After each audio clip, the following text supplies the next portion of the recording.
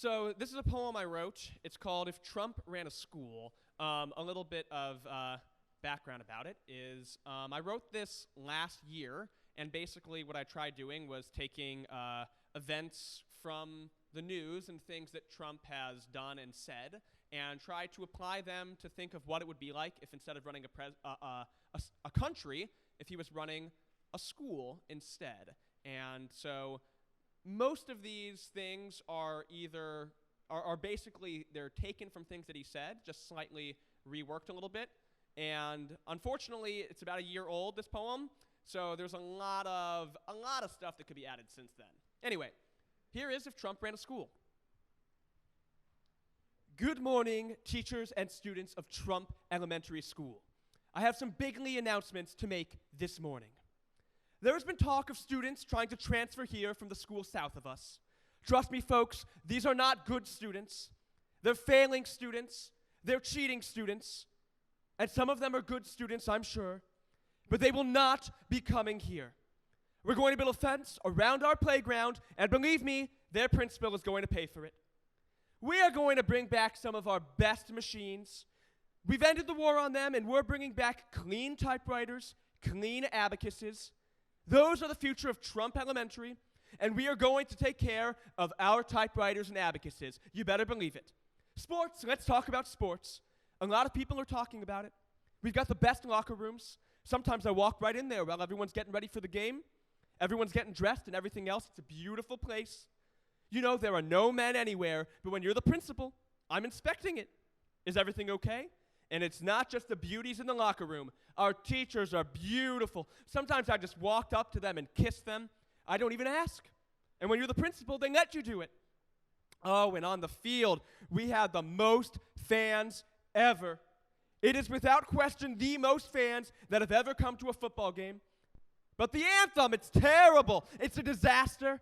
They're disrespecting our flag. We've even had some kindergartners kneeling during the Pledge of Allegiance. Those teachers need to throw those sons of bitches right out of the school. That'll teach them a lesson.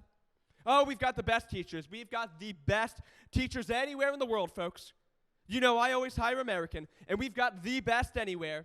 We've got Mr. Pruitt teaching science. He's doing amazing things. He just dumped a bunch of oil in our beautiful, beautiful fish tank. The kids are learning so much. We've got Mr. Carson teaching intro to architecture. He's never built a house before, but he's lived in one before, believe me, folks. Plus, he's got gifted hands, very gifted hands. We've got the wonderful Mr. Perry. He was going to do something amazing, but now he's decided to get rid of the job altogether. A lot of people are saying that, I hear. And there are some classes that won't be happening because we just didn't get a teacher for them. Just some empty positions we're leaving open. And, of course, we've got the wonderful Ms. DeVos. She plans our whole curriculum. She's taking care of church prayers every morning, helping our proficiency grow, or growth proficiency, or whatever. And we're getting rid of some of our worst teachers. Little Mr. Corker was a disaster. We're getting him out of here. Mr. Flake is terrible. He left, and he has no chance of becoming a teacher anywhere else. We had a couple of others last year try to become principal, but no, sorry, folks. No dice for low-energy Jeb. He can't run the school. He'd be exhausted before lunch. Or Lion Ted, he'd be a total disaster. You can't trust a word he says. And Crooked Hillary, she didn't even use her school email address. Attention, students. I've got wonderful news, the best news many people are saying that you've ever heard. We have a new school nursing plan in place. It's going to take care of everybody. The old plan was an absolute disaster. All students will be able to get a Band-Aid if they need it. Under my new plan, everyone can get a Band-Aid. Everyone can get Advil. It's going to be amazing. You'll need to pay for it yourself, but it's going to be great. And if you were sick before you got here, we can't help you. No way, folks. We're not going to pay for it. And it's going to save our school a lot of money. Believe me, folks, if you get hurt, our school is the place you want to be. And oh boy, one kid got hurt real bad the other day. She fell off the monkey bars, had blood coming out of her wherever, so I call her mommy. No other principal's ever done that, and I tell her, look, I'm sorry she got hurt, but when she got on the monkey bars, she knows what she signed up for. The mom was very mean, said very nasty things, terrible woman, and a liar, and that wasn't even the worst one. We had Grandparents' Day the other day. Beautiful, beautiful event. They gave me a standing ovation. You know that? A lot of people are saying that. Everyone there is really rich. They're really rich people, you know. And this one grandpa, about 80 years old, very wealthy, a lot of people didn't like him. He fell off the stage. This guy falls off right on his face, hits his head, and I thought he died. And you know what I did? I said, "Oh my God, that's disgusting," and I turned away. I couldn't, he was right in front of me, and I turned away. I didn't want to touch him. He's bleeding all over the place. I felt terrible. Beautiful marble floor, didn't look like it. It changed color, became very red. And you have this poor guy, 80 years old, laying on the floor unconscious, and all the rich people are turning away. Oh my God, this is terrible. This is disgusting. And they're turning away. Nobody wants to help the guy. His wife is screaming. She's sitting right next to him, and she's screaming. This guy almost ruined our beautiful, beautiful day. But it's not about the grandparents. It's about you, the students, you beautiful, beautiful people. I was in the 5th grade classroom the other day, and I said to the teacher, it's incredible. Wow. Just think, in a couple of years, I'll be dating you. You kids, you're so young, but I'm going to tell you a wonderful story. Did I ever tell you about my friend and his yacht?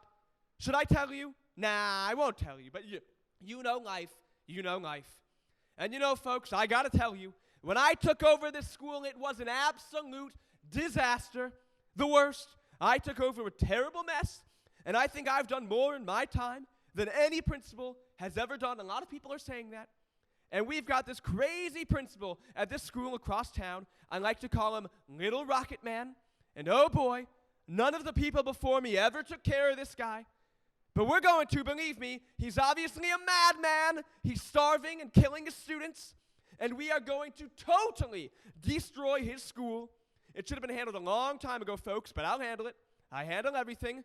Like there's been this long time fight going on at the school next door. There's 2 groups, and they both want to have the same school.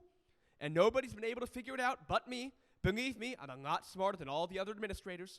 And I don't think it's going to be as difficult as people have thought it over. I'm like, a smart person. I have the best plans.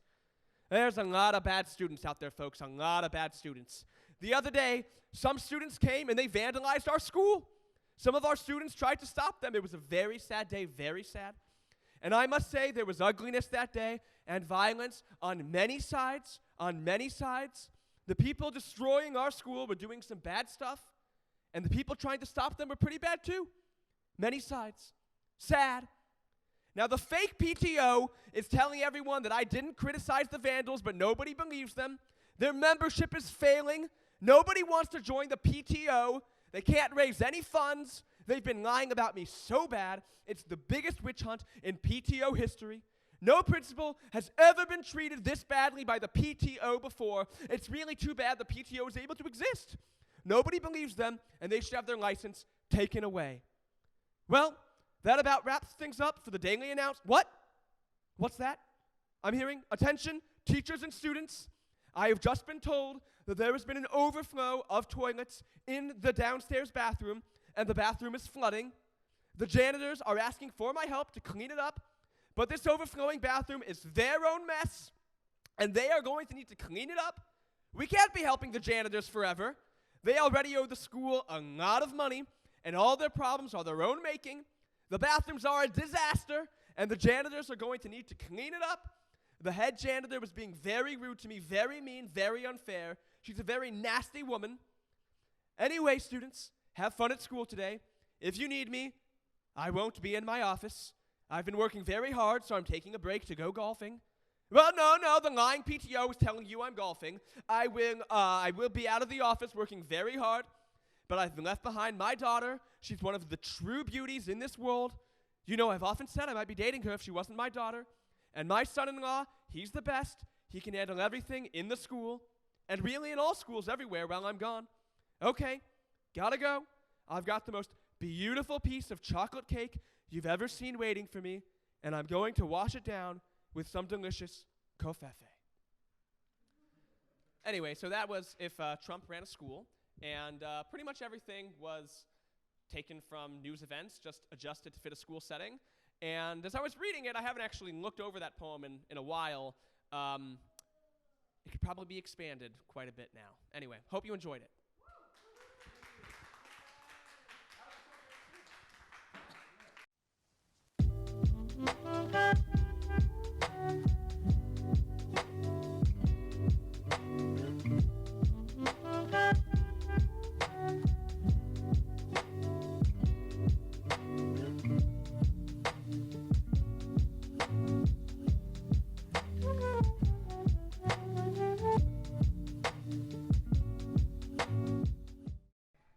This poem is called The English Classroom. They say that fiction is no longer needed in the English classroom. They say that everything I need to teach you I can get out of a textbook or a nonfiction excerpt. I'm so sorry, Common Core, but I must implore you to reconsider your shenanigans, because I'm pretty sure that reading a cookie-cutter clip about black and white relations during the 1800s can teach me nothing like the relationship between Huck and Jim. I simmer here, sitting here, thinking about all that our students will lose if the powers that be choose to go down this fiction-free path. The friction and wrath is gathering up inside, as I cannot hide the fact that a world without Holden Caulfield is a world full of lies. Nonfiction cannot say better than Nick Carraway what glitzless glamour the 20s were. And a penny for your thoughts, Miss Daisy? I'm hazy, because it's been a while. But I remember one past September, journeying into California with the Jodes. Who knows what's next? Chopping down the alphabet to vowels alone, and yet, the literary masterpieces cannot be ignored, no matter how hard you're trying. I'm talking, thank you, Conrad, for the horror. Allow me to speed up now just a little more. Thank you, Atticus, for saving the mockingbirds, and Scout as well for never mocking her. Thank you, Ralph and Jack and Sam and Eric. The world's just an island, it's too tough to bear it. The fire is burning, the temp's 451, but I'm grabbing my extinguisher. We've only just begun. There's Updike and Twain, Chaucer and Roth. Gregor Samsa woke up looking just like a moth, and don't even get me started on Shakespeare. You kidding me, Common Core? What else is English class for, if not for investigating the human spirit? You hear it? You say that Shakespeare is no longer relevant to modern teens. You're right, for no teen has ever felt the pangs of despised love. No teen has ever been angry at mommy and daddy for not letting them date the one they want. No teen has ever battled countless indecisions, hurts cutting like incisions all over their body. No teen has ever strived for power, doubling their efforts by the hour only to find toil and trouble. And certainly no teen has ever seen jealousy's green eyes. You realize how stupid and silly and small that you're being? Lightning round. Charlie Gordon gaining smarts but not wisdom. Liz Bennett not knowing about love till she kissed him. Yossarian's antics of Catch-22. Snowball's reign extends far past the zoo. Big Brother getting me paranoid. Marvin the robot, depressed android. Huxley, show me your brave new world. Faulkner, the deep south now unfurled. Take me away to your magic destinations. I have no reservations, just high sets of expectations, because there's nowhere we can't go in our imaginations. So if your goal is to kill that glimmering spark in kids' minds and leave them to the dark, and I guess the endless joke is on you. Infinite jest. Did you get the reference? No? Well, good luck on your test.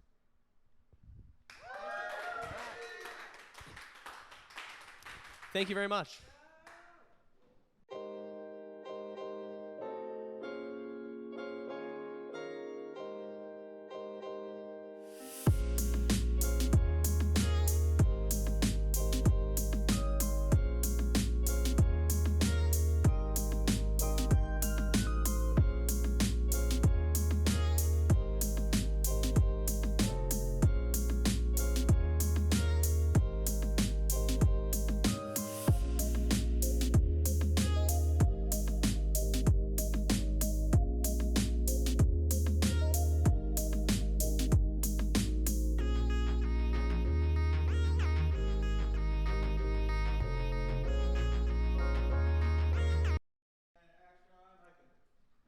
This poem is called Magic. Reality. My alarm goes off at 5:55 a.m. And then I snooze for 6 glorious minutes more. Finally rousing at 6:01 to tap my beautiful wife on the shoulder, and I hold her for a moment and say, "Wake up, my sweet." And I roll back over and sleep peacefully for 5 more minutes. Then it's up to make a quick sandwich and give her a quick peck and give her a squeeze of her beautiful neck, and off to work she goes, and I go back to sleep, at least ostensibly. Sensibly, I'd stay up, but no, for 40 more minutes, I repose. And I suppose it makes me feel more rested, but as I'm sure has been suggested by others, I more just sleep in fretful fits. during that final 40-minute burst. Reality. My alarm goes off once more, and before I'm fully conscious, I'm showered and out the door to implore students to discuss literature and be introspective, to see the world from a new perspective, and the day flies by. After school tutoring, make a quick dinner, let out the dog, watch some TV, and I wait for my wonderful wife to return, and she does, and we eat, and we chat, and it's great, and we play with our dog, and our days we relate to each other, and finally, we climb into bed, and that's where this story, it really begins. Fantasy. We dive headfirst into the magical world of muggles and struggles and wizards who are wiser than we ever could be, and spells you can't spell and charms that can charm us, and my wife and I set out on our fantasy journey, and the whole world, it seems, has come along with me. We fly on our broomsticks and capture the snitch, watch Justin Finch Fletchley get petrified. Hagrid smells acrid but is pleasantly sweet despite accusals of abetting basilisk genocide. We see the nerves of teenagedom, aspiring to ask our loves to the Yule Ball, and Yule Ball to see Hermione's agony as she can't understand a dim redhead who can't understand her at all. We all know Snapes, those tricky creeps who we loathe and repel, but when tolls the bell, they're the ones who we truly can count on for keeps. I cackle watching Draco Malfoy take a punch to his perfect face and sour with sadness, watching the madness of Dumbledore getting kicked out of his rightful place in disgrace by that wretched witch Umbridge, yet I take no umbrage with that Titanic novel's 800-page pace. Oh, Quirrell, you querulous, quivering quack, each time I recall you, I'm taken aback at your cunning and running through pages to see Harry thwart your egregious attack. Sirius, it seriously blackens each day. I see your black legacy encountering your enemy, because Bellatrix's bag of tricks does cause your final bell to toll for thee. Fred and George, those wily tricksters, mixers up of fervent glee, can conjure laughs and jokes galore, but Fred's death touched us even more than we had ever bargained for. What Loopy, Looney, Luna Lovegood lacks in literalness and lucidity, she more than makes up for with kindness, deeds, sense of justice, honesty. J.K. Rowling, you have been a part of my life since I was young, and oh, I've only just begun to let loose the gifts you've imparted unto me, like Harry's act of heroism, rescuing Fleur's sister in Task 2, and bringing Cedric's lifeless body back to his dad sheds tears on cue. My love of cats stays undiminished, no thanks to Millicent Bulstrode, though Hermione, I must confide to thee, looked worse for wear than had she polyjuiced a toad, and oh, our ode could go on, for your worldwide phenomenon extends beyond merely my wedded bliss. For the first time that I took this journey, I would most certainly be remiss if I did fail to mention that with my mom I read along and transcended this rather dim ordinary life. And now you've given me the gift again to re-soar with my wife. And one day, a few years from now, I'll have a sweet child of my own. And as he's grown, he'll be shown the brightness of a wand illuminated by a lumos, brightening up the darkest of dawns in ways to make us never fret, because we'll never forget that no matter how dark our days may get, when night falls, Hogwarts calls, and lets the gray day fade, warts and all. When Guardium Leviosa will help our hearts take flight, Alohomora opens the doors of our insight. Expelliarmus us with brilliance and knock us off our seat. Stupefy our minds with each mind-numbing feat. Aguamenti make the rivers of our pounding pulse beat faster. Rictum sempra tickle our funny bones until we're sick with laughter. Accio our joy back to us, bring us each story again anew. Confund us forevermore our troubles, bring whimsy to the mind's purview. Our world's a never-ending dizzy whirlwind of insanity, but can it be that Harry casts a canopy of kindness, calmness, wiseness, harness each day with hope and joy, and love and laughter, what we're after each day with each girl and with each boy. We all have Voldemorts in our hearts, that fear which we can never name, that feast on pain and tear apart our hopes, replaced with terror, shame, Avada Kedavra-ing our hopes, but we will never yield in fear. Our lightning scars will tell the scope of our capacity to stake our lifeline here. The crux of the matter is each Horcrux we shatter as we conquer our demons and make them disappear. To Harry, Ron, Hermione, and Dumbledore forevermore. To Fred and George, hell, every Weasley, except for Percy. Well, who's keeping score? To Ravenclaws and Hufflepuffs, even Slytherins, but mostly Gryffindors. The Sorting Hat's the sort of hat I wish they sold in every store. So JK, I am not just kidding when I proclaim the joy you've brought, the way you've blessed my heart when younger, growing alongside Harry as I read to my mother, or now how you've blessed my home that my wife and I share. And the magic will not end even there. For no matter how I age or what may occur, Harry's fantastic brigade will always my heart and my memory stir. The night grows late. It's time for bed. I kiss my wife sweetly on her head and put down the book, yearning to continue instead. But it's okay, because hey, tomorrow brings another day to gabble with goblins and tiptoe by trolls, to ride high on a thestral and by centaurs to stroll. So a toast out to Buckbeak, to Fluffy, to Fox, A toast to the Lupin and the Tonks that we lost. A toast to the ghosts and the ghouls, even Peeves. A toast to the series that I'll never leave. A toast to the world that made our whole world take flight. And before I simply reach over to turn off the light, I quietly whisper, Knox, smile, and say my goodnight. Harry Potter shirt. Wearing the Marauders map t-shirt. That is my ode to Harry Potter.